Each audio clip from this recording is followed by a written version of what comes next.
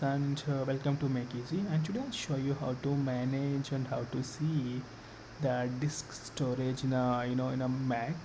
So you just need to click on this Apple icon.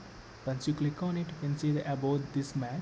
Just click on it, and here you can see a storage button. You just see storage. Just click on it, and you can see that how much GB available in your now Macintosh, like 53 GB available out of 500.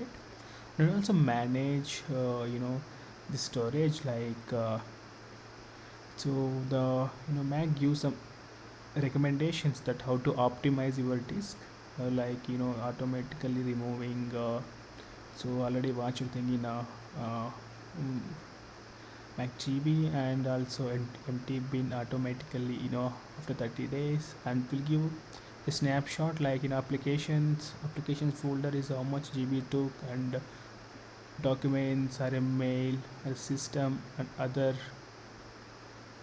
folders like downloads, desktop, and all. It will they included over there, and it will help you to optimize the disk storage while if it is low.